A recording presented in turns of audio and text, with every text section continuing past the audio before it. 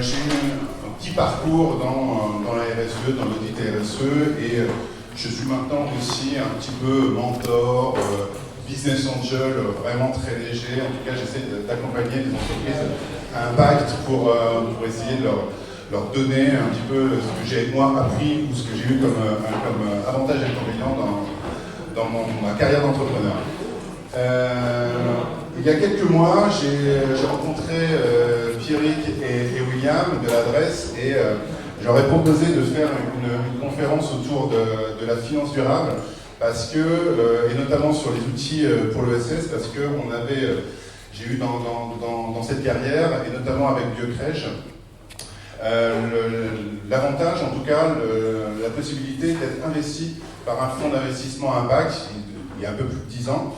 Et à cette époque, on avait le problème de trouver des outils, des éléments de langage pour leur proposer ce qu'on savait faire, ce qu'on voulait faire. On était évidemment très engagés, on avait fait une démarche d'ISO 14001, on avait fait une démarche de crèche haute qualité environnementale, HQE, mais néanmoins on n'arrivait pas forcément à pitcher, à mettre des éléments pour donner du concret, pour démontrer qu'il fallait investir dans notre société. La finance durable a pris beaucoup d'ampleur, l'ESS aussi a pris beaucoup d'ampleur, ça participe à maintenant un champ d'action des entreprises qui est très très large et maintenant les investissements, que ce soit bancaires ou que ce soit d'investisseurs, sont beaucoup plus matures par rapport à il y a 10 ou 15 ans. Et donc cette conférence a maintenant tout le lieu d'être. Et je voulais remercier principalement tous nos intervenants et les intervenantes d'aujourd'hui, de qualité. Vous allez voir, avec aussi évidemment l'adresse, qui est bien évidemment le quartier libre qui nous accueille dans ce lieu très inspirant et magique. Pour terminer cette introduction, j'ai eu l'occasion de travailler sur une vision un peu innovante de ce qu'on peut appeler d'un outil qui s'appelle la comptabilité sociale et environnementale. En ce moment, on en parle beaucoup au sein de l'Europe. Pourquoi? Parce qu'une directive est en train d'évoluer. On avait ce qu'on appelle la DPEF, la déclaration de performance extra-financière, et celle-ci est en train d'évoluer vers ce qu'on appelle la double matérialité. La comptabilité sociale et environnementale sera, entre autres, une nouvelle forme de rapport et de façon de mesurer les entreprises dans leur impact, évidemment financier, mais aussi social et environnemental. Ça sera éventuellement d'autres conférences plus tard sur lesquelles on pourra revenir. En tout cas, je vous remercie de votre présence et puis je laisse maintenant la parole à Guillaume pour cette conférence. Merci beaucoup.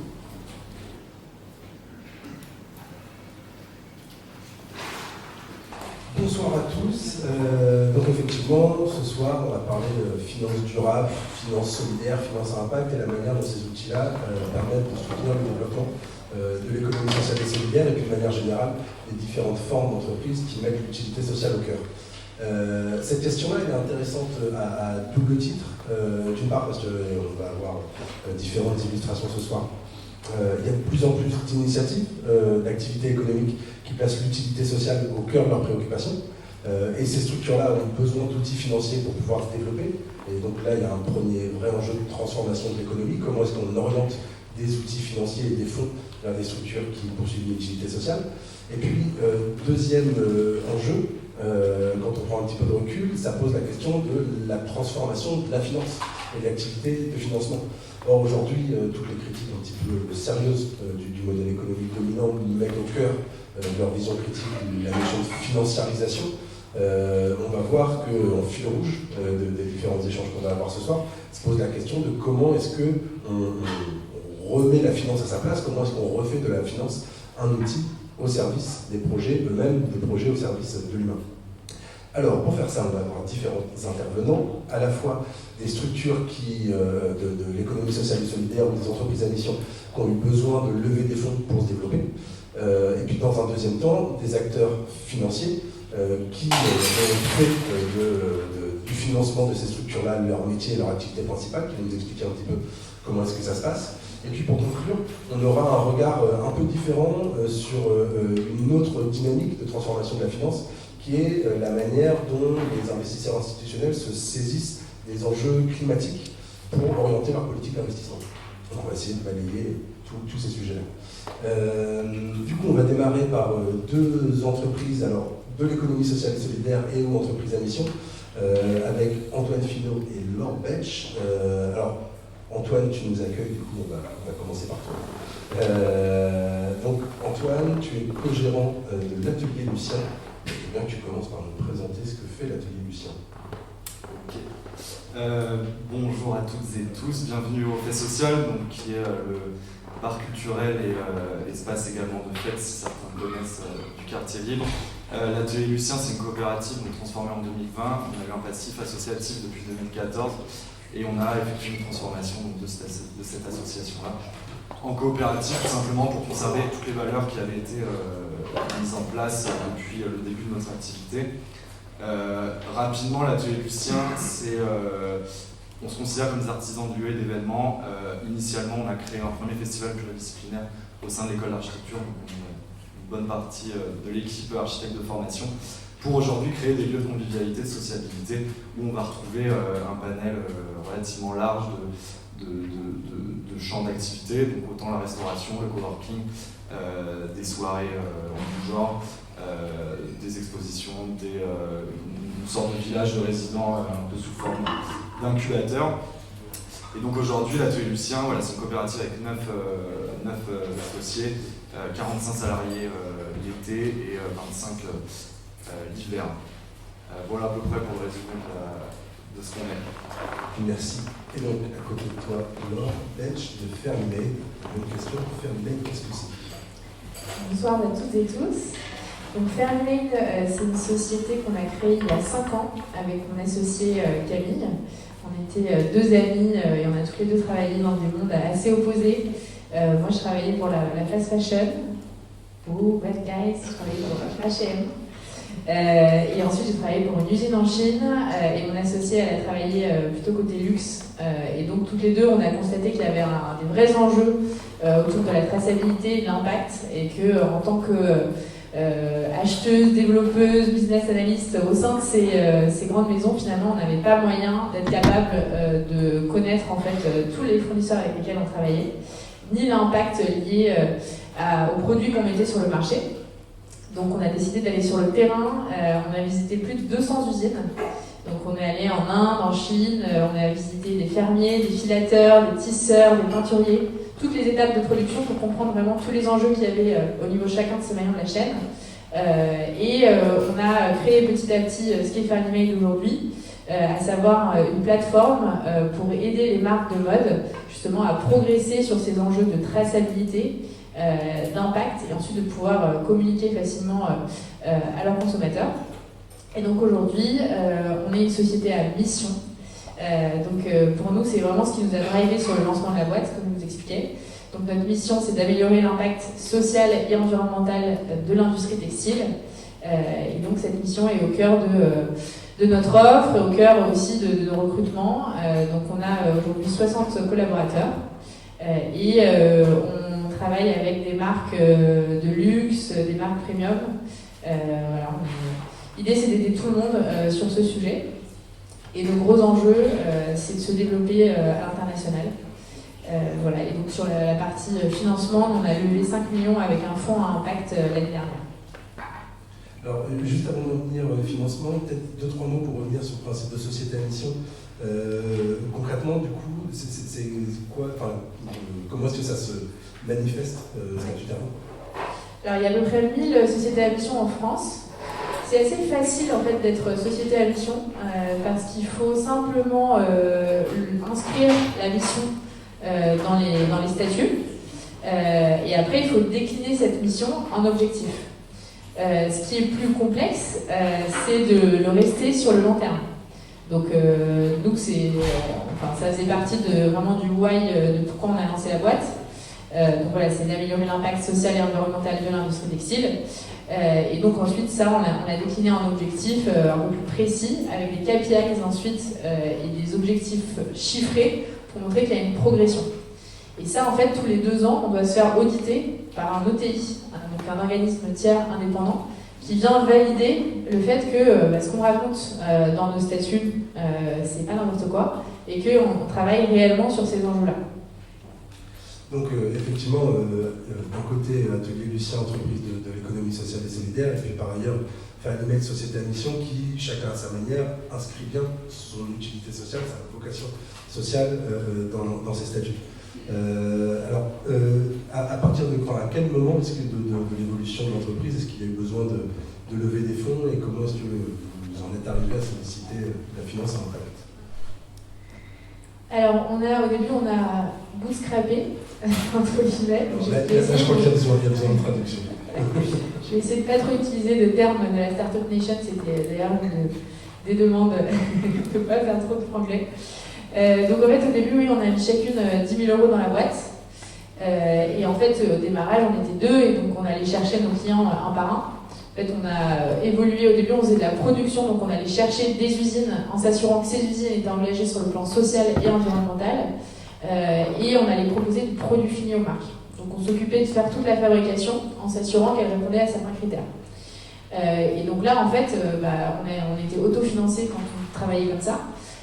Parce qu'en fait, en fonction, on avait des règles, en fonction d'un nombre de clients qu'on dépassait, on pouvait embaucher. La première personne qu'on a embauchée, c'était une sales.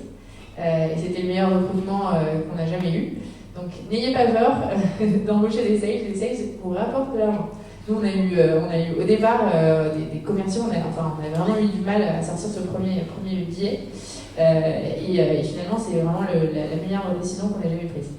Donc, on a commencé au démarrage comme ça, et puis petit à petit, en fait, on a transformé notre modèle dans un modèle digital. On s'est dit justement, notre mission, elle sera encore plus large si on est capable de digitaliser, entre guillemets, tout le jus de cerveau qu'on a mis pour sélectionner ces usines et proposer des produits finis aux marques. Et pour les aider justement à analyser l'ensemble de leur collection de vêtements. Donc c'est quand on a dû passer sur ce modèle digital où on a dû employer et investir dans la tech que là on a dû lever des fonds. D'accord. Et donc plutôt en se tournant vers la finance impact, du coup est-ce que concrètement on peut nous dire qui est-ce que vous êtes allé voir et sur quoi ont porté les échanges? Alors, on a travaillé avec un leveur de fonds. C'est d'ailleurs parfois, les fonds n'aiment pas les leveurs de fonds. Tu nous diras ce que tu en penses. Mais en tout cas, pour moi, qui n'ai pas de la finance, ni mon associé, ça a été assez clé. Parce qu'il y a un rythme à tenir, il y a des règles à connaître qu'on ne connaissait pas forcément. Et donc, qui nous a aidés justement sur toute la partie suivi de cette levée de fonds. Et donc, nous, on lui avait dit, c'est important pour nous de trouver un fonds et d'avoir une gouvernance qui partage aussi nos valeurs, mais rien ne nous obligeait, en tout cas, en tant que société à mission. C'était une démarche proactive de notre part. Et donc, on a rencontré une trentaine de fonds. Et celui qu'on a choisi, c'était... il y avait plusieurs enjeux, mais il y avait un vrai enjeu de fit, évidemment, donc s'assurer qu'on s'entendait bien et qu'on avait une relation... on pouvait créer une relation de confiance sur le long terme. Et ensuite, le fait que ce soit un fonds à impact. Et donc, quelle est la différence par rapport à un fonds standard? C'est qu'il nous challenge un peu plus sur des métriques RSE. Donc, en gros, c'est évidemment l'impact carbone.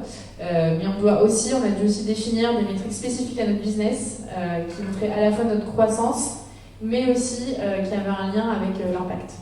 Donc nous, nos métriques, pour vous dire, c'est le nombre de vêtements qu'on va analyser, parce que plus on analyse de vêtements, plus les marques ensuite ont la visibilité sur leur chaîne de prod et ensuite doivent avoir les moyens pour améliorer leur impact. Et le deuxième, c'est le nombre d'usines aussi qu'on va rentrer dans notre base et qui, justement, sur lequel on va permettre aux marques de gagner en visibilité et potentiellement d'améliorer leur sourcing. Merci. Alors côté Atelier Lucien, un peu même question, à quel moment est-ce que vous avez eu besoin de vous tourner vers des investisseurs et quels étaient les enjeux particuliers? Nous, dès la transformation, en 2020, il y a eu une première levée de fonds pour refaire un peu le parcours et la chronologie du lieu dans lequel vous êtes. On est arrivé ici en 2016. Je ne sais pas si certains ont connu le projet à cette époque-là, mais croyez-moi qu'il n'avait pas cette tronche-là. En tout cas, c'était plutôt juste des palettes et des barrières grasses. Au fur et à mesure, on nous a confié lieu sur des durées de plus en plus longues, jusqu'en 2019 où il y a eu un gap où on est passé de 6 mois d'exploitation à 18 mois pour finalement en 2021 signer sur une exploitation de 10 ans. Donc on est sur une opération qu'on appelle l'urbanisme transitoire, c'est-à-dire comment utiliser un foncier disponible, un bâtiment désaffecté, qui avait une activité industrielle passée et qui a un projet urbain envisagé futur. C'est un terrain qui appartient à SNCF et on est l'une des concessions les plus longues du territoire national, donc sur ces 10 ans. Dès qu'on a appris cette donnée-là, qui était relativement importante pour le développement de l'entreprise, donc la possibilité aussi de pérenniser les emplois et d'investir de manière plus considérable. Et donc notamment en 2022, cette nécessité, afin d'avoir une activité de plus en plus stable, de pérenniser une activité annuelle, à savoir qu'avant on avait uniquement une activité estivale, donc d'avril à septembre, mais clairement on ne pouvait pas vivre de cette manière-là indéfiniment. Pas qu'on s'ennuyait l'hiver parce qu'on avait beaucoup de travail, mais économiquement c'était très fragile. Et donc on a eu le besoin de construire ce premier bâtiment dans lequel vous êtes, ainsi que le restaurant qui est juste de l'autre côté de la rue, et donc qui ont nécessité des fonds relativement importants. Donc voilà, ça s'est situé environ en 2022 pour un total une seconde levée de fonds d'environ 1 200 000 euros, et la volonté depuis le début, donc depuis notre création, d'avoir toujours un mix de finances. À savoir que pour nous aujourd'hui, on considère qu'il est impossible, ou en tout cas plus compliqué, je pense, d'avoir uniquement un financement durable. C'est-à-dire qu'aujourd'hui, la finance durable, c'est selon nos expériences, ce que je vais raconter, mais s'appuie sur la finance traditionnelle, typiquement un établissement bancaire, pour actionner ces leviers.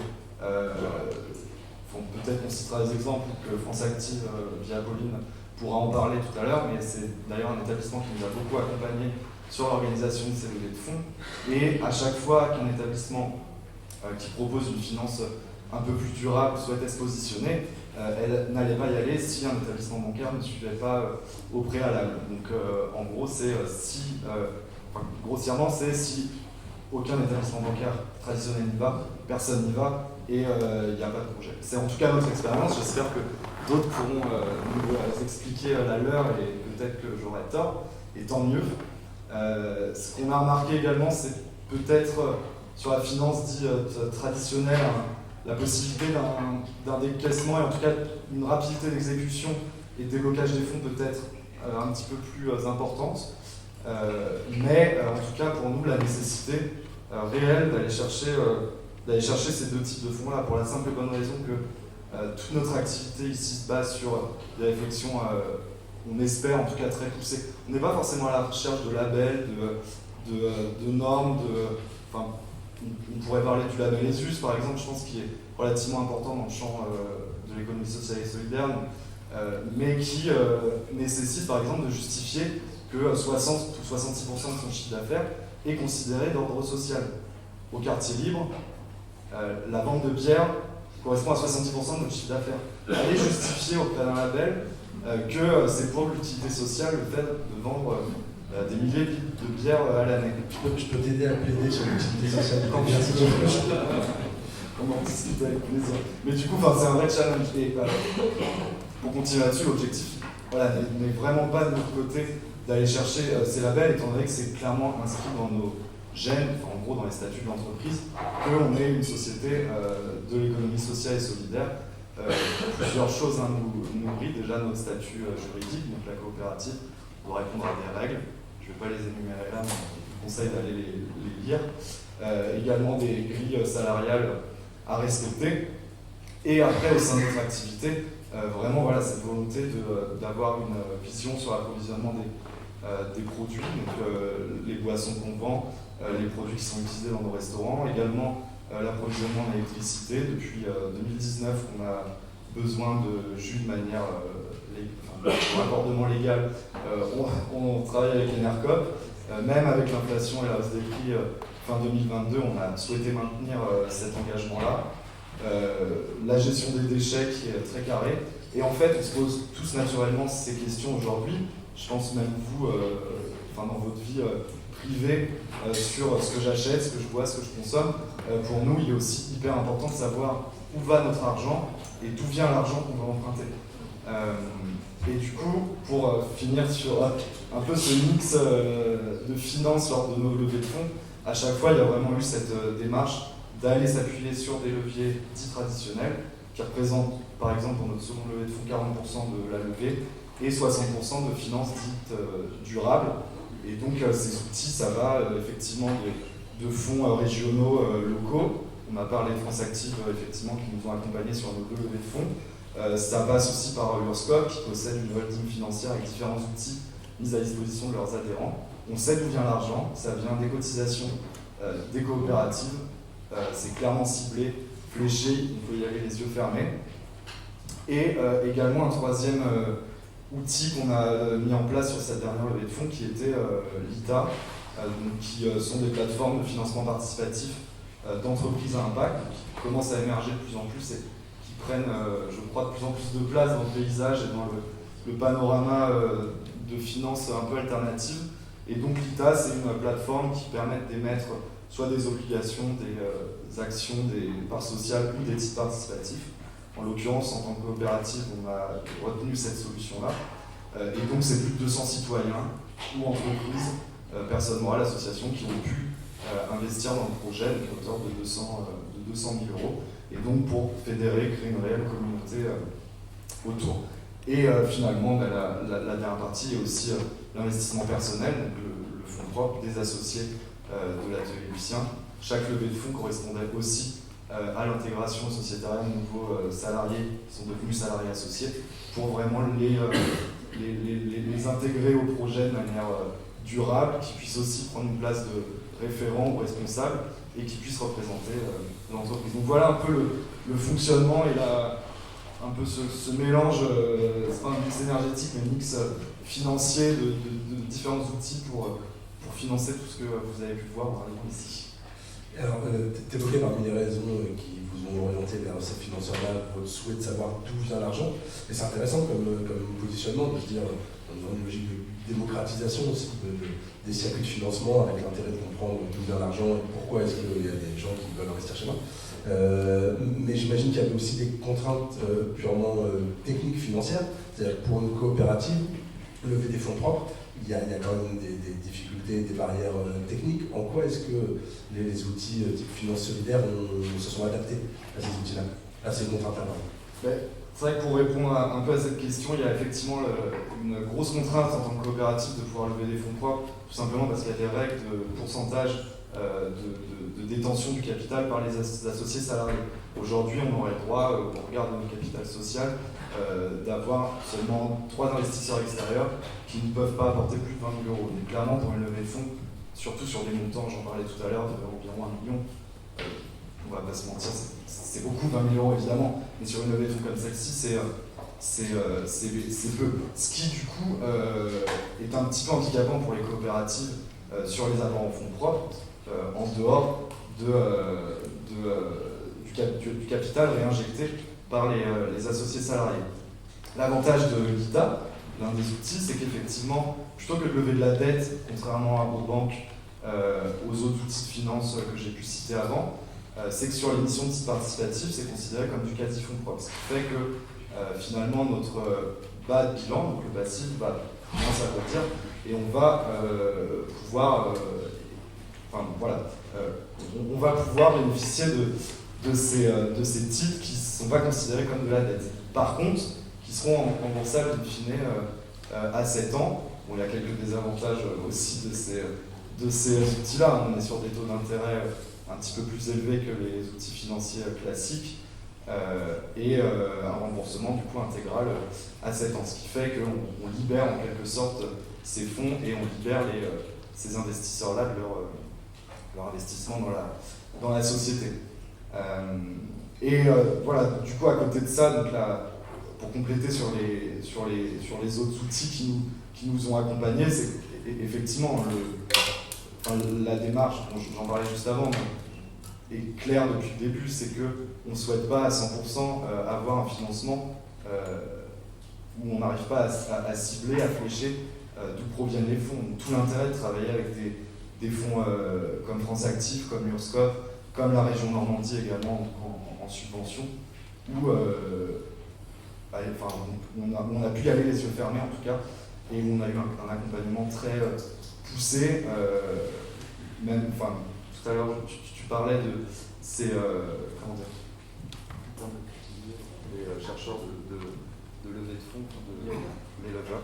Et effectivement, France Active a un petit peu fait ce rôle dans le sens où ça a été les organisateurs des tours de table pour arriver à une réunion, mettre toutes les parties prenantes autour de la table, et en gros c'était on ne sort pas de cette réunion quand on n'a pas trouvé, quand on n'a pas fait un deal, quoi. Donc c'était hyper important, et voilà, vous trouverez clairement des conseillers, je pense, plus à l'écoute de votre projet dans sa globalité, parce qu'il y a la volonté d'analyser pas uniquement les questions de rentabilité. Clairement, hein, la banque, nous, quand on est allé les voir, on leur a dit on est le plus gros débit de boissons de Normandie et on va générer du cash, et c'est ce qu'ils veulent entendre.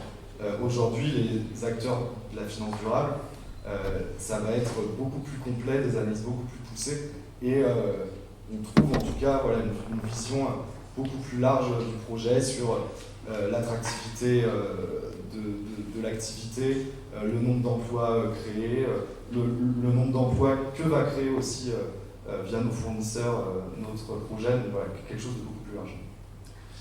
Merci. Alors, ça fait le lien avec les deux prochaines intervenantes qui vont nous parler effectivement côté financement. Donc, effectivement, on voit bien qu'il y a des structures qui chacune à sa manière met l'utilité sociale au cœur de son projet et qui du coup ont des exigences et des contraintes particulières quand elles vont lever des fonds.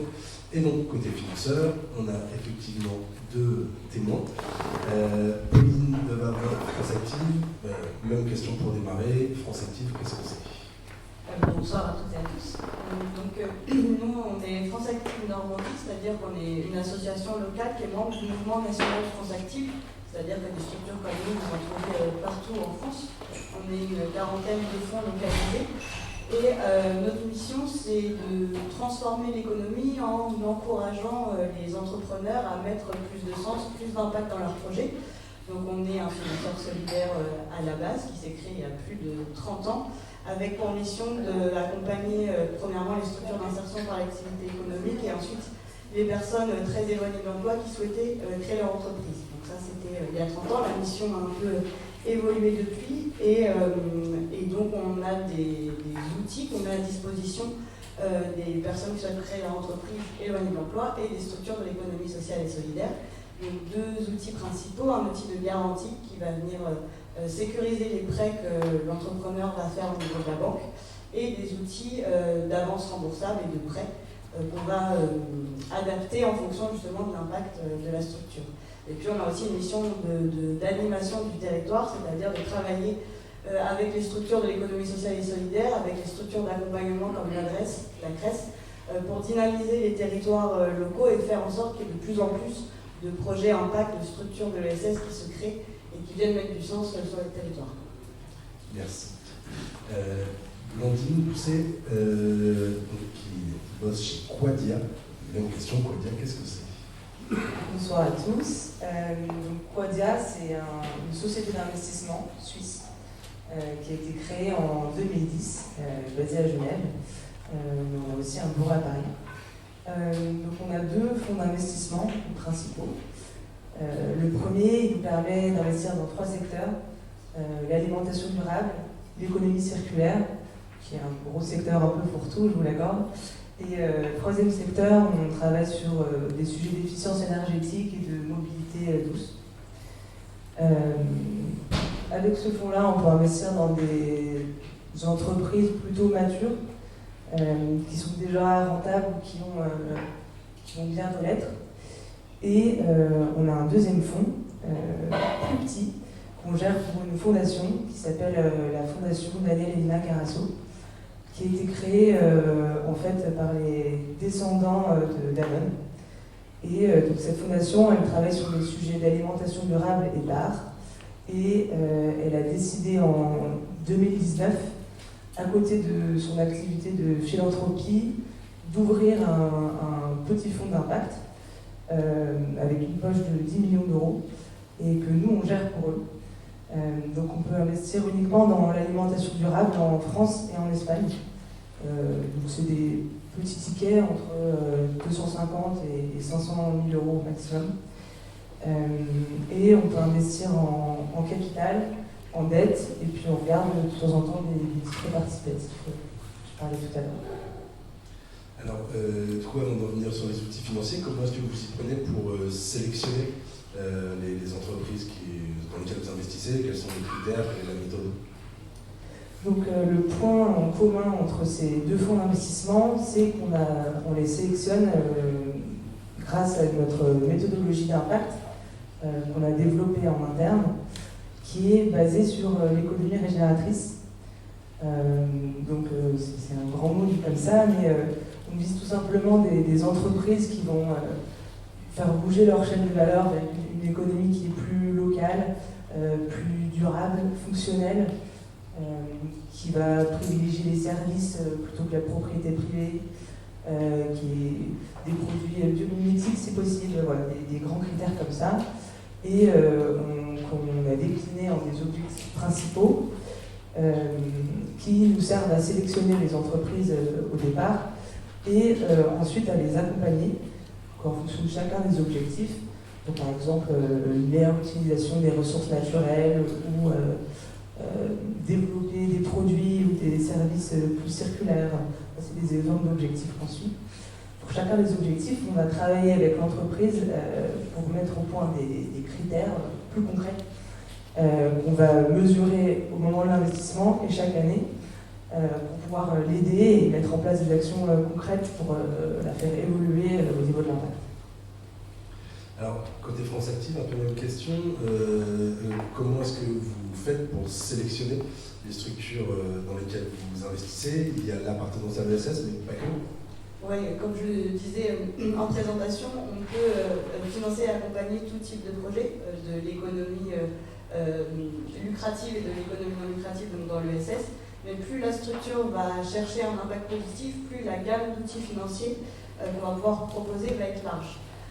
Du coup, on peut financer tout le monde à tout stade de vie et pour tout type de besoin, mais l'intensité avec laquelle on va aller investir dans la structure va être plus forte en fonction de l'impact. Et du coup, on a 5 piliers principaux qu'on va regarder, qu'on va venir travailler aussi avec l'entrepreneur, le porteur de projet, le chef d'entreprise.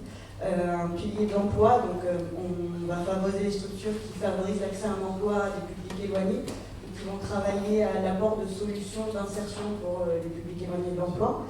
Le territoire, donc on va regarder aussi la réponse de la structure à un besoin du territoire non couvert, mais aussi à des projets qui vont s'installer sur des zones fragilisées comme les quartiers politiques de la ville ou les zones de revitalisation rurale. On a ensuite le troisième pilier qui est le pilier social. Donc comment la structure va créer du lien social, mais aussi va favoriser la parité homme-femme dans sa structure. On va venir regarder ça et challenger ça avec l'entrepreneur. Le pilier écologique, bien sûr, qui est de plus en plus central, et heureusement. Donc on va regarder si la structure produit un bien ou service qui impacte favorablement l'environnement ou si elle met en place des pratiques internes favorables à la transition écologique. Et le dernier pilier qui est le pilier de la gouvernance. Donc est-ce que la lucrativité est limitée, quel pouvoir les salariés ont au sein de la structure, comment sont prises les décisions. Donc c'est ces 5 piliers qui vont, en fonction du curseur où ils vont être dans la structure, vont dire à quel niveau d'engagement et de financement on va pouvoir aller au sein de la structure.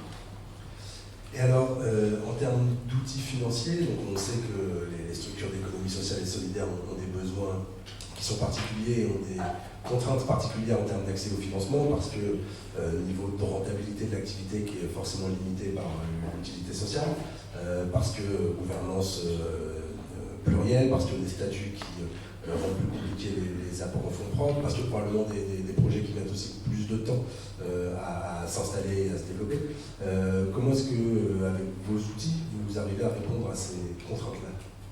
On a retravaillé là, la gamme d'outils justement pour essayer de couvrir encore plus de besoins et proposer des dispositifs qui collent à la réalité économique des structures qu'on rencontre. Et on va avoir des outils outils qui vont s'adapter à la phase de vie et aux besoins de la structure qu'on va étudier ensemble. Et on a à la fois des solutions d'avance remboursable, de prêts qui vont être sur du court terme, sur du moyen terme, sur du long terme, suivant le besoin de la structure. On a aussi maintenant des outils qui nous permettent de financer la structure sur 10 ans, alors qu'avant on était sur des périodes plus courtes et qui vont venir renforcer les fonds propres de la structure. Donc ce sont des outils de finances participatifs, enfin des prêts participatifs issus de l'épargne solidaire, mais peut-être qu'on en touchera un mot tout à l'heure. Et donc ça va venir renforcer les fonds propres des structures puisque c'est du haut de bilan, comme Antoine l'a brillamment expliqué tout à l'heure. Le nerf de la guerre, c'est bien sûr les fonds propres, surtout pour les structures qui essaient d'avoir un impact positif. Et puis on a des outils, comme je le disais tout à l'heure, de garantie qui permettent de faciliter l'accès à des prêts bancaires classiques, justement pour hybrider les ressources que les structures vont pouvoir mobiliser. Et ça va venir sécuriser le prêt. Et pour les banques, ça fait effet levier sur l'accès au crédit bancaire.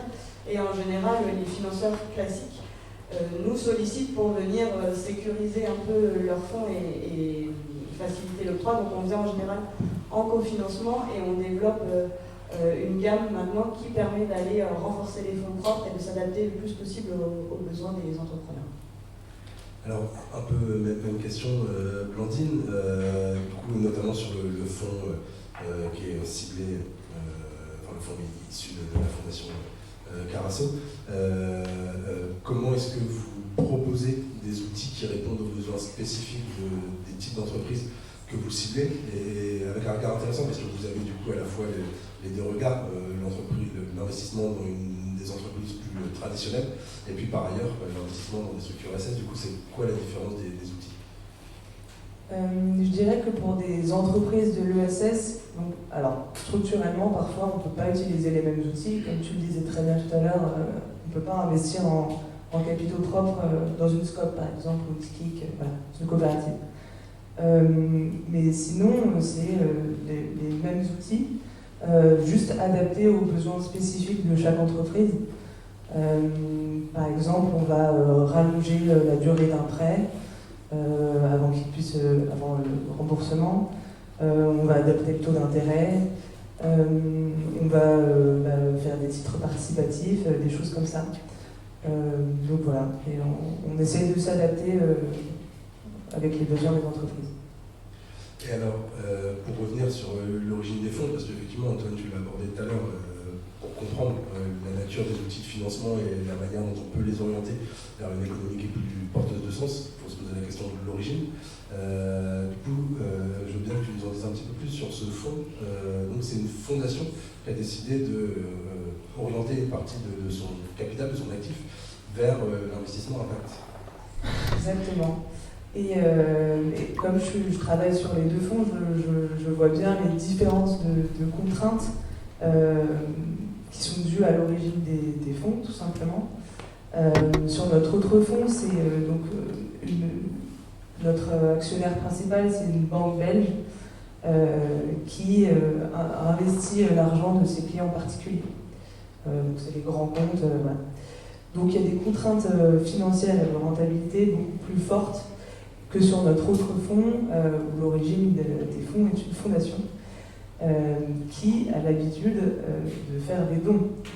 Donc pour elle, déjà retrouver l'argent investi au départ, c'est déjà bien.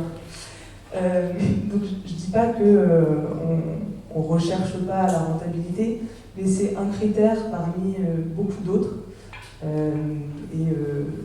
En fait, quand on a toute notre matrice d'impact devant nous,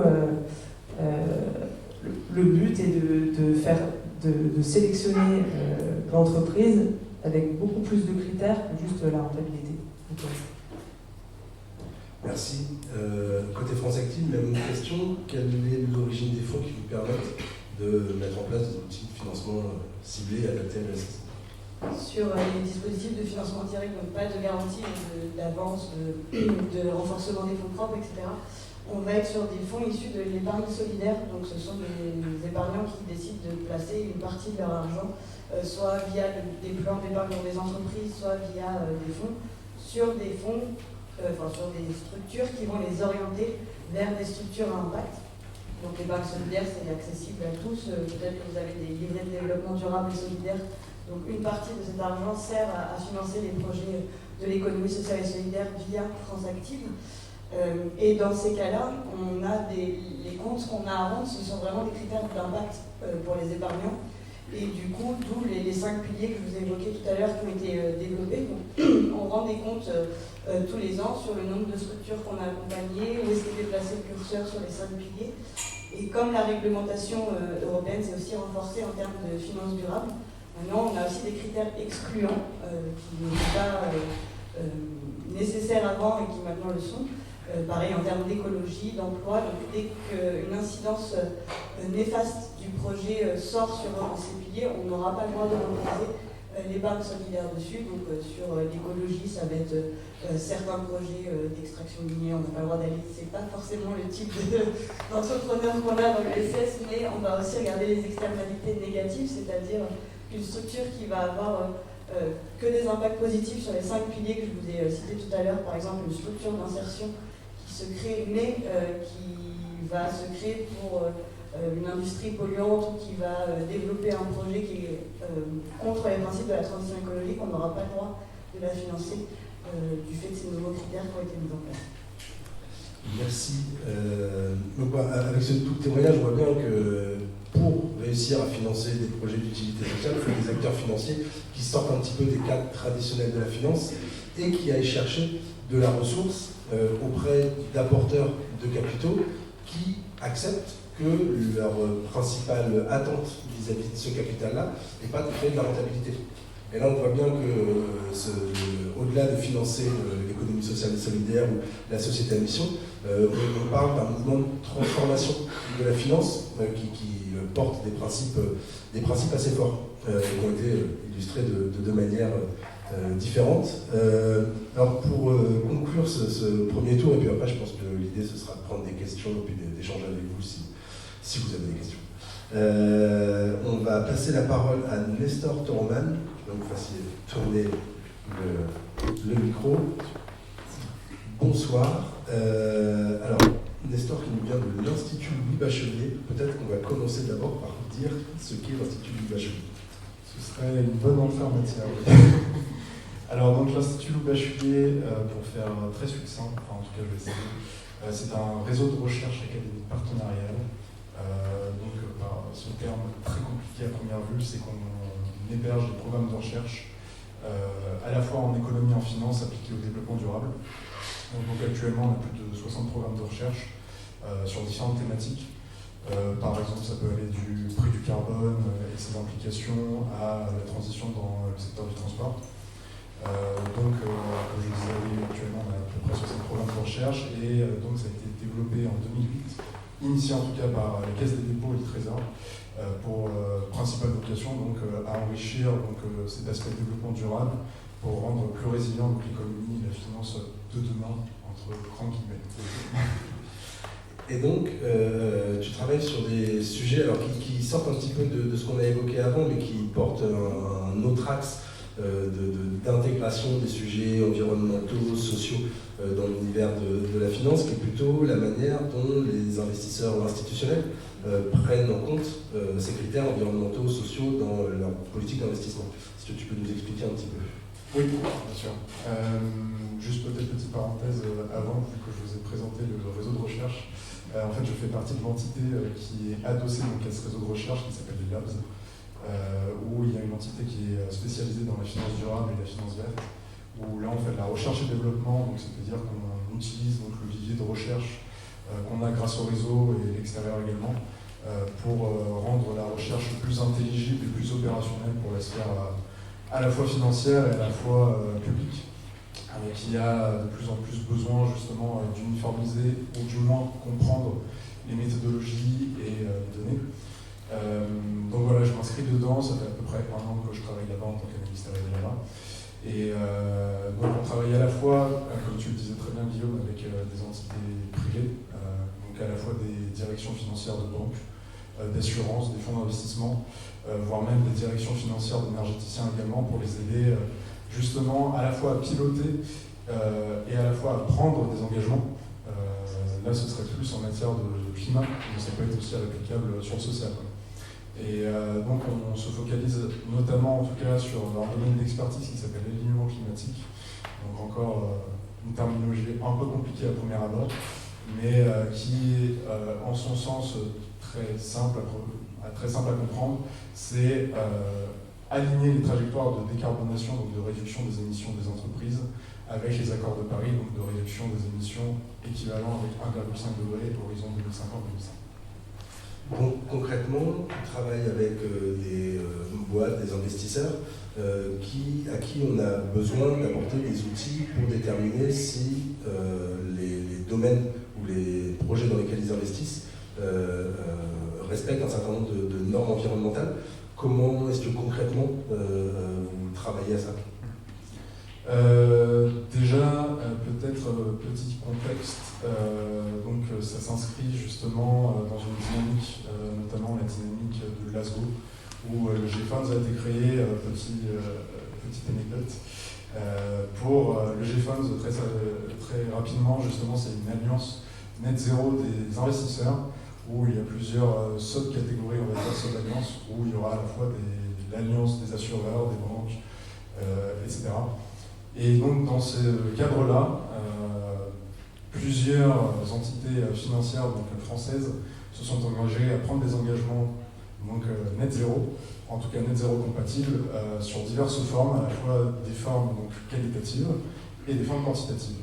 Donc nous, on répond plus à la deuxième demande qui est quantitative, où là, on va les aider, notamment vis-à-vis des données qui sont disponibles à la fois de leur côté et à la fois du côté des institutions qui donnent en open source justement ces données, de pouvoir justement créer une sorte de portefeuille actuel, on va dire, et ensuite créer, grâce aux scénarios climatiques que fournit notamment le GIEC, que vous connaissez, j'imagine, pratiquement tous, et aussi d'autres entités comme l'Agence internationale de l'énergie, des benchmarks qui puissent permettre justement, grâce à certaines métriques qui peuvent être réplicables également dans le domaine social, pouvoir dire si on est aligné ou non pour les accords de Paris.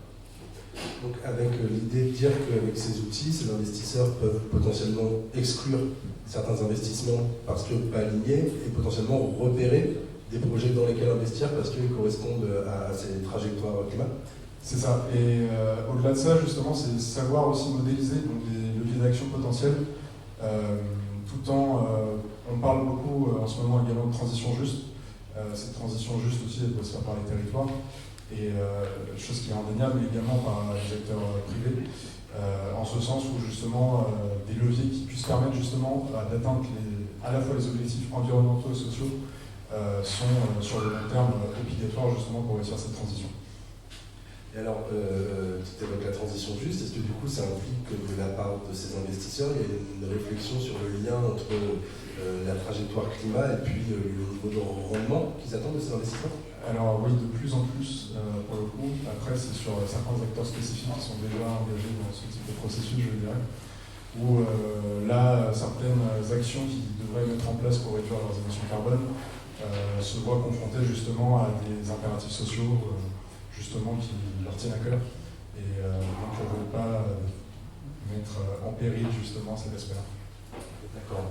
Et est-ce que tu constates du coup une tendance un peu de fond chez ces acteurs-là à se diriger vers ce type de politique et de positionnement? Est-ce que ça reste encore marginal dans ce monde-là? Alors ça reste encore très récent. Comme je disais, l'alliance de Glasgow a à peine 3 ans, je crois. Donc c'est encore très récent, ce type d'engagement de décarbonation, c'est encore très récent. La matière d'alignement climatique dont je parlais tout à l'heure est encore très récente. Et en tout cas, on sent, en tout cas sur la place de Paris, la place financière de Paris, qu'il y a de plus en plus d'engagement de la part des différentes parties prenantes financières sur ce type d'exercice. Après, pour les mener à bien sur le long terme, encore tout reste à réfléchir. Comme je disais encore une fois, on se confronte aussi à des problèmes de qualité de données, qui est indéniable, où justement, si on n'a pas donc les bonnes données, justement, après pour faire des trajectoires qui sont donc crédibles, ce n'est pas faisable. Et au-delà de ça, c'est qu'actuellement, il y a énormément de méthodologies qui sont sur le marché, si je peux me permettre, qui fait que à la fois donc, les acteurs se perdent dans cette vague de méthodologie-là, et à côté de ça, pour les autres parties prenantes dont les ONG font partie, pour essayer de voir la crédibilité et la robustesse de cet engagement-là, sont complètement démunis. Donc la méthodologie est complètement différente d'un acteur à un autre.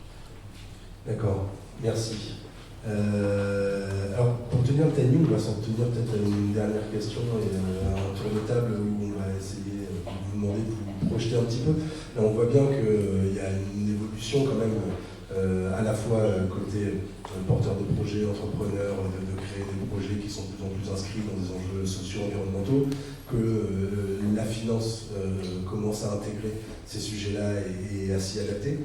Du coup, la question, c'est dans 5-10 ans, comment est-ce qu'on se projette vers un univers à la fois levé de fonds côté entrepreneur et puis un écosystème financier qui intègre complètement ces contraintes-là. Comment est-ce qu'on voit ce monde-là, ce mouvement-là dans 10-15 ans? C'est piège, cette question. Nestor, je ne sais pas si... Ouais, peut-être, je vais essayer, toujours en reprenant le filon de la transition juste. Ça a été cristallisé donc, dans l'accord de Paris, justement cet aspect de transition juste, donc de laisser personne marginalisé, tout en permettant justement à tout le monde de faire la transition. Donc ça a été cristallisé dans les accords de Paris, et après, avant les prochaines COP qui vont suivre, justement, vu que les acteurs financiers sont de plus en plus intrigués, voire même informés sur le sujet, et vont réagir en conséquence. Et au-delà de ça, justement, sur tout ce qui est transition juste, l'aspect justement sur le long terme pourrait également se voir développer, vu qu'on considère également dans les engagements climatiques des États, que ce soit à la fois sur, peut-être je vais aller un peu trop technique, mais à la fois dans les NDCs, donc qui sont les engagements étatiques que doivent faire les États tous les 5 ans, et les stratégies de long terme que doivent faire également les États, même si ce n'est pas obligatoire. Il y a de plus en plus de mentions de transition juste et de cet aspect social en plus de cet aspect justement environnemental.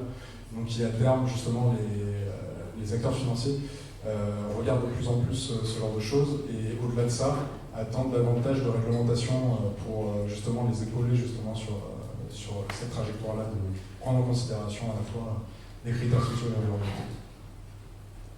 Alors, je trouve qu'on va de plus en plus vers un monde où il y a beaucoup de communautés. Et je sais que nous, dans notre parcours entrepreneur, ça a été hyper important de s'entourer à chaque étape de bonnes personnes. Je ne sais pas trop où vous en êtes dans vos projets, mais en tout cas, dès le démarrage, on a essayé de trouver des mentors, dont Fred fait partie. Et en fait, ça nous a vraiment aidé à chaque étape sur, voilà, au démarrage, trouver des gens qui allaient nous aider sur le marketing, sur la partie commerciale. Et en fait, c'est des gens qui au début nous ont aidés en pro bono et qui après, en fait, comme ils connaissaient notre façon de travailler, qui connaissaient aussi notre raison d'être, en fait, qui ont été les premiers à vouloir investir aussi. Donc ça, c'est peut-être un type d'investissement dont on a un peu moins parlé. C'est les business angels et donc les investisseurs personnels. Mais pour le coup, sur les premières étapes de la vie d'une boîte, nous, ça nous a vraiment aidé. Et voilà, ça a été, je dirais, notre première communauté. Et ensuite, voilà, on a travaillé avec Willa, puis ensuite Sista. Enfin, donc c'était à chaque fois, c'était des communautés de femmes. Où il y avait toujours une notion d'impact qui était prise en considération. Donc voilà, ce serait plutôt ça mon conseil, ce serait de trouver la communauté qui vous correspond et aussi de commencer à en créer une. Il ne faut pas avoir peur de se dire en fait moi je viens de lancer ma boîte. Non, au contraire, vous allez trouver des gens en fait qui vont vous soutenir et vous serez même surpris des gens de la qualité du réseau que vous pouvez créer. Moi, je suis hyper optimiste et confiant pour l'avenir et notamment pour le champ de l'économie sociale et solidaire. Je pense que l'adresse qui est présente ce soir pourra vous en parler peut-être après, mais enfin, comme quoi il y a un développement absolument dingue de ce réseau-là et des liaisons, des ponts qui se font entre chaque structure que je trouve hyper riches, en tout cas sur le territoire normand. Peut-être que ce n'est pas le cas sur les autres régions, et auquel cas on est très chanceux d'être normand. Et donc, je suis complètement d'accord avec toi sur le côté création de communauté. Moi, ici, en l'occurrence, je parle de la Bresse parce que c'est un peu ce qui nous regroupe tous ensemble en Normandie. Et les deux autres points sur lesquels je pense qu'il y a des efforts à faire, c'est de la part des outils de financement traditionnels, mais je crois que Frédéric a prévu d'autres conférences sur le sujet, et notamment tout ce qui va être cotation et critères de sélection. On en a un petit peu parlé sur le financement d'entreprise, mais aujourd'hui, il est impossible, selon moi, de classer, et en tout cas mettre une entreprise qui cherche à se financer dans une case uniquement au regard de sa rentabilité. C'est plus possible. Les questions de société, d'environnement sont beaucoup trop importantes pour parler que de pognon. C'est hyper important du coup que les autres outils financiers dits durables aient ce regard beaucoup plus large. En fait, bien clairement que les banques arrivent aussi à s'aligner là-dessus pour cette troisième raison, qui est que, j'en parlais tout à l'heure, aujourd'hui, il y a nécessairement, en tout cas, c'est beaucoup plus facile d'avoir une banque traditionnelle en levier principal et un outil de financement durable en cofinancement. Pauline en a parlé un petit peu. Et si on veut travailler demain uniquement avec la finance durable, on doit clairement sortir de ce système et de ce schéma qui se répète trop souvent, et pourquoi pas aller voir uniquement des solutions de financement durable. Mais en tout cas, non, hyper optimiste. Je pense qu'il y a une ouverture des yeux de toutes ces structures-là. Je pense que la Banque de France a aussi quelque chose à faire là-dedans, à voir. Ça me rappelle une anecdote où j'étais en rendez-vous avec eux et je leur disais putain, mais aujourd'hui vous avez rien d'autre qu'une lettre et un signe qui dit comment va la société au niveau de sa solvabilité, mais intéressez-vous à l'humain, au social, à combien d'emplois elle crée, à sa démarche environnementale. Ici, certes, on n'est pas les plus rentables, mais au moins on économise 500 000 litres d'eau grâce à des toilettes sèches, et ben juste prenez-le en compte. Donc, je pense qu'il va y avoir un tournant qui va se basculer, donc ça va le faire, ça va être cool. Alors, du coup, comment on fait pour que, à moyen long terme, la finance prenne en compte ces enjeux-là? Tu as changé la question entre temps, vous avez préparé ma réponse. Reste sur cette table. Ça va répondre aux deux. Je pense que l'objectif, c'est aussi de relocaliser l'économie et que l'économie soit au service de l'humain et pas l'inverse. Et c'est en développant des projets qui font sens et qui cherchent à avoir un impact positif sur les territoires qu'on y arrivera, et que du coup les outils financiers vont aussi suivre avec des projets locaux qui créent de l'emploi. C'est plus facile d'aller chercher de l'argent local qui va répondre aux besoins. Donc je crois vraiment que la mondialisation c'est chouette et ça peut être utile sur certains aspects, mais on le voit déjà quand on relocalise notre consommation, faisons la même chose avec l'économie et en comptant aussi sur la solidarité des uns et des autres pour investir dans des projets qui font sens et qui vont servir la société. C'était la minute de Miss France. Toujours la même question. Ouais, c'est ça, comment est-ce qu'on se projette dans 10-15 ans avec un monde financier qui aura massivement intégré ces enjeux-là? Je trouve, donc on a beaucoup parlé ce soir de l'ESS et de comment on finance les entreprises de l'ESS. Je trouve qu'il y a aussi un enjeu de transition des plus grosses entreprises qui ne font pas partie de l'ESS et que la finance a un rôle à jouer là-dedans. Je vous donne un exemple de notre portefeuille. Nous, on a investi en 2021 dans CETI, qui est une grosse ETI de plus de 220 millions de chiffre d'affaires, qui est leader des portes et des fenêtres en France. Donc au moment où on a investi, on a fait tout un montage où le fondateur de l'entreprise, qui avait 50% des parts, a donné 40% de ses parts à un fonds de dotation en philanthropie, qui donc détient, ce fonds de dotation détient 40% de l'entreprise. Ils ont ouvert le capital aux salariés, donc la moitié des salariés maintenant ont des actions de l'entreprise. Ce qui fait qu'ils sont représentés au comité stratégique, il y a un représentant qui est élu par les salariés. Ils ont totalement basculé leur activité, ils ont revu leur approvisionnement, donc la qualité du bois, ils se sont focalisés sur l'efficience énergétique, avec l'isolation des portes et des fenêtres qui isolent bien, sur les énergies renouvelables. Voilà. Et ils ont créé un comité de mission qui fait avancer tous ces sujets-là et continue à faire avancer l'entreprise dans ce sens-là.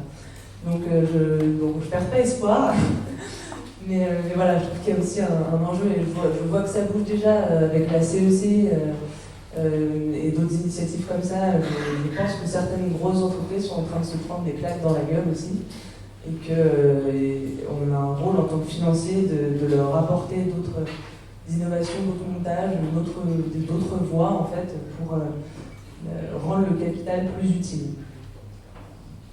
Rendre le capital plus utile, je pense qu'il faut qu'on s'arrête sur ces mots-là, parce que c'est la meilleure conclusion. Merci à tous les 5. Je pense qu'on a à peu près tenu le timing. Est-ce qu'il y a des questions? J'imagine que oui, ou des contributions. Devantier, directeur du collectif Ressourcerie et acteur de l'emploi, en plus dans le champ associatif à but non lucratif. Vous avez beaucoup parlé, merci beaucoup pour ces partages, ces échanges. Vous avez beaucoup parlé des fonds d'investissement à impact, ou fonds d'investissement pour projet à impact, et à un moment de contrat à impact social.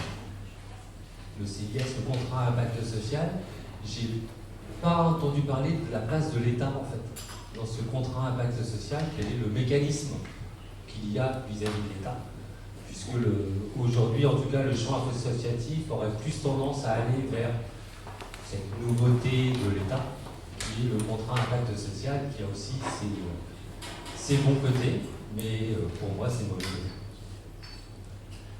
Alors, je ne sais pas s'il y a des investisseurs dans les contrats à impact social parmi les intervenants.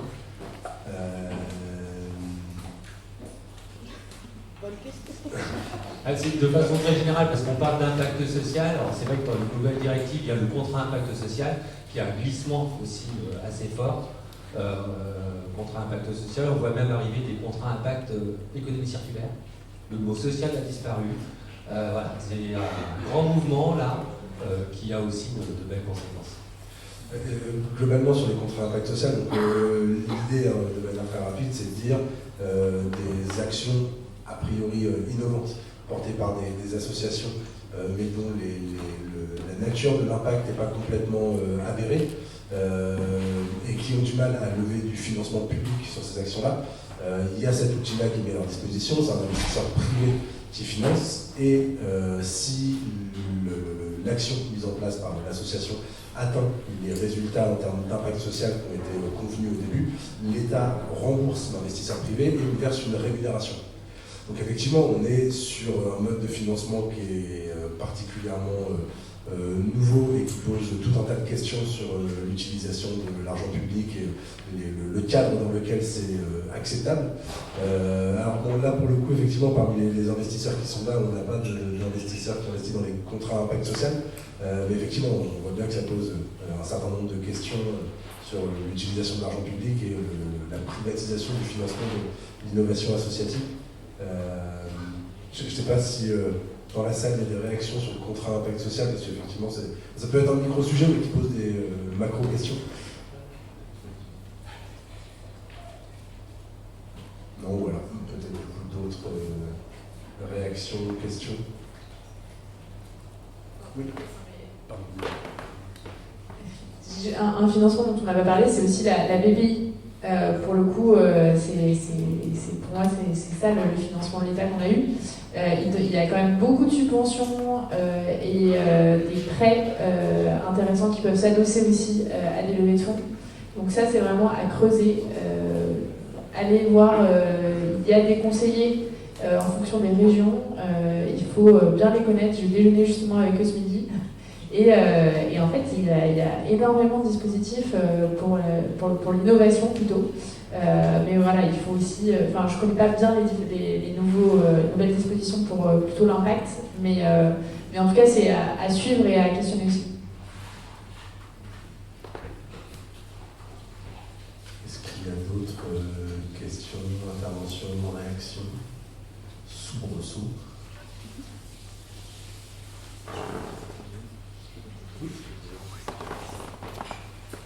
autre point pour dire en complément, effectivement, la BPI, donc, il y a un type de finance autre que la banque traditionnelle, on l'a aussi levé en 2022, à savoir que ces outils, et Pauline en parlait juste avant, c'est des outils qui viennent en complément des outils financiers bancaires classiques, et en tant qu'entrepreneur, c'est aussi des outils qui financièrement pour nous sont intéressants. Parce que, étant donné que leur travail principal n'est pas une mission d'établissement bancaire, on obtient des taux d'intérêt beaucoup plus faibles, c'est relatif, et surtout dans le contexte actuel. Nous, en tout cas, à l'époque, quand on a levé, on était à 2% sur ces outils-là, contre 4 à 4,5% sur les outils bancaires. Bon, ça n'empêche que ça fait un paquet d'intérêt au bout de 7 ans, mais c'est quand même à prendre en compte pour vos levées de fonds.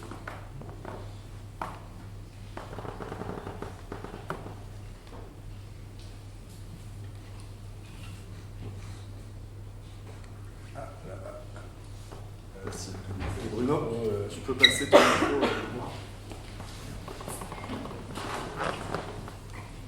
Bonsoir. Si aujourd'hui il y avait des fonds de capital risque sur l'ESS?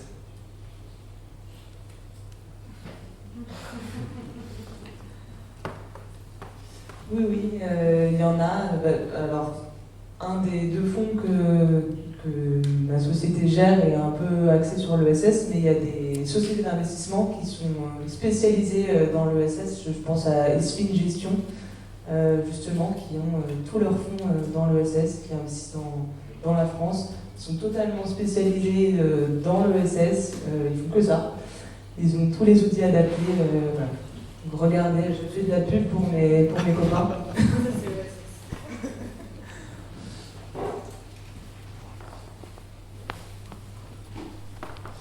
Ouais, juste pour compléter sur le capital risque ESS, effectivement, il y a un certain nombre d'investisseurs solidaires.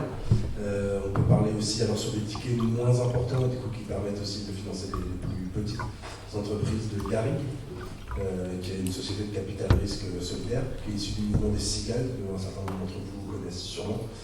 Alors le mouvement des cigales aussi, c'est le principe de capital risque, notamment dans l'ESS. Alors malheureusement en Normandie, le mouvement est très peu développé, mais c'est le principe de particuliers qui mettent un bout de leur épargne en commun, qui investissent en direct dans des entreprises à utilité sociale sur le territoire. Il y a un certain nombre de fonds d'épargne salariale solidaire, Pauline l'évoquait tout à l'heure, qui investissent notamment chez France Active, pour que France Active investissent dans les structures de l'ESS, mais un certain nombre d'entre eux investissent aussi en direct dans des structures de l'ESS. Alors après, on n'est pas sur du capital risque au sens de capital amorçage. Et ça, effectivement, clairement, c'est quelque chose qui manque. C'est-à-dire qu'aujourd'hui, investir en fonds propres dans une entreprise de l'économie sociale et solidaire en création, aujourd'hui, il n'y a pas beaucoup d'outils pour le faire, il faut être clair. Il y a des régions dans lesquelles ça se développe parce qu'il y a des acteurs locaux, régionaux, donc en Haute-France ça existe, en Corse ça existe, en Pays Basque ça existe, en Occitanie ça existe. Aujourd'hui en Normandie ça n'existe pas, mais rien n'empêche de se poser la question de comment est-ce qu'on fait pour créer ça. Mais effectivement c'est la difficulté, mais notamment parce qu'aujourd'hui la culture traditionnelle du capital risque c'est de dire j'investis dans 10 entreprises, j'accepte le fait qu'il y en ait 8 qui se cassent la gueule parce que les 2 qui vont tenir vont me servir de rentabilité qui va me faire gagner de l'argent in fine. Aujourd'hui, de fait, les projets d'économie sociale et solidaire, par principe, ne vont pas rémunérer leurs investisseurs à une hauteur qui permet cette prise de risque-là. Donc se pose la question de qui garantit ça et comment est-ce qu'on crée des systèmes de garantie qui permettent l'émergence d'outils de capital risque pour l'ESS. Donc il y en a quelques-uns, mais effectivement, aujourd'hui, c'est pas assez. Et les outils de proximité qui se rapprochent le plus de ça, ça va être les outils de France Active, de fait.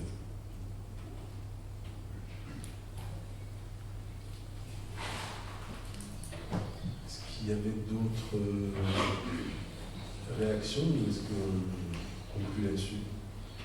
Il y avait une notion, quand on va avoir des banques de seuil de rentabilité nouveau, vous voyez, parfois on est examiné juste sur un seuil de rentabilité. C'est un peu froid, surtout quand on annonce pour une banque être humain d'abord ou des choses comme ça. Ça arrive dans mon association. Donc du coup, est-ce que ça existe ça, des recherches peut-être sur seuil de rentabilité voilà. Je ne sais pas quoi derrière, avec un qualificatif un peu plus ESS. Humain, peut-être, c'est peut-être humain en fait. Peut-être pour répondre à votre question, oui, actuellement, les acteurs financiers de la sphère bancaire, assurantielle, etc., regardent de plus en plus de métriques. Après, est-ce qu'ils les prennent en compte encore dans leurs décisions d'investissement? Ça, c'est pas encore fait, en tout cas. En tout cas, ils y pensent. Le fait est, c'est qu'il faut aussi en mettre en perspective, c'est que c'est des institutions où il y a énormément de personnes, de sous-jacents également, et d'investissements qui sont faits aussi sur moyen et sur long terme. Donc pour réfléchir les investissements et les rediriger, ça prend plus de temps qu'une entreprise qui est à plus petite taille, on va dire. Donc il y a ces implications-là. Après, dans la recherche, oui, il y a beaucoup de travaux aussi qui sont faits sur ces différentes métriques-là. Il y a de plus en plus de métriques qui sont en tout cas étudiées pour compléter justement ces seuils de rentabilité que vous disiez tout à l'heure. Après, en tout cas, actuellement, à ma connaissance, ça n'est pas encore démocratisé au sein des acteurs. C'est capital comme question parce qu'en fait, aujourd'hui, des acteurs traditionnels qui s'empareraient du financement de l'ESS en disant côté critères financiers, on argumente et par ailleurs on ajoute des critères d'utilité sociale, d'impact, mais sans que ça ait un impact sur notre lecture financière des choses, on sent bien que la démarche est insuffisante. Et de fait, on voit bien les structures de l'ESS, de fait, ont besoin effectivement qu'on prenne en compte ce qu'elles apportent socialement, environnementalement et dans la dimension humaine, mais c'est pas juste quelque chose d'à côté de leur modèle économique ou de leur besoin de financement. Il faut bien que tout ça soit intégré.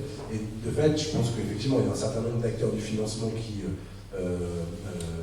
vendent une image d'intégration de ces critères-là dans leur politique de financement, mais pour qui c'est juste une couche en plus. En fait, ça ne vient pas toucher le noyau et le cœur de la machine de comment est-ce qu'ils appliquent ces enjeux-là sur le niveau de rentabilité qu'ils demandent, leur capacité à faire du financement patient, adapté à des structures particulières.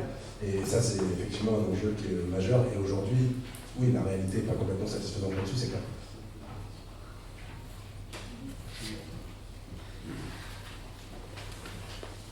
Merci. Juste moi, j'aimerais votre regard sur l'échelle de la Normandie et l'échelle du territoire. Quel regard vous portez sur l'état du territoire aujourd'hui par rapport au reste du territoire national?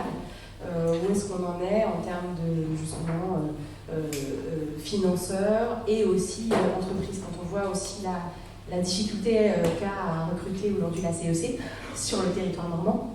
Le recrutement est en cours et finalement il n'y a pas encore assez d'entreprises qui s'y engagent, notamment des entreprises, on va dire classiques. Donc j'aimerais bien avoir votre regard aussi sur les autres entrepreneurs et sur l'état de ces financements et de cet état d'esprit. Voilà, qu'est-ce qui bouge? Ça en est où la Normandie par rapport au reste du territoire national, selon vous?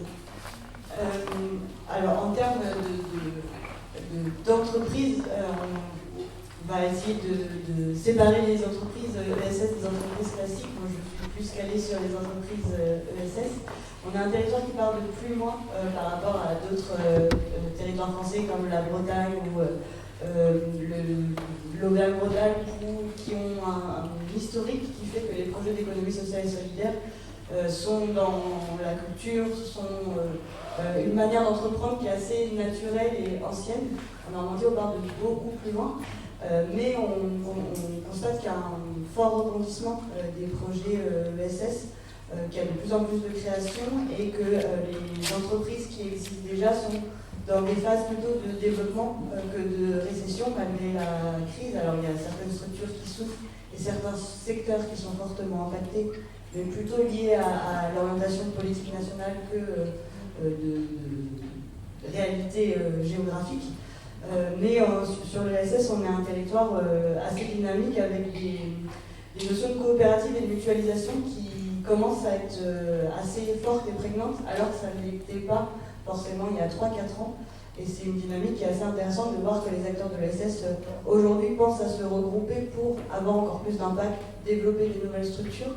Donc il y a de la création de structures, mais il y a aussi des projets existants qui prennent une envergure différente par la coopération entre acteurs, et ça c'est intéressant à voir. Sur la création d'entreprises classiques, tout dépend de la politique régionale qui est mise en place pour favoriser la création d'entreprises. En Normandie, on a un système de guichet unique qui s'appelle Ici je monte ma boîte et qui fédère autour de ce dispositif régional toutes les structures d'accompagnement.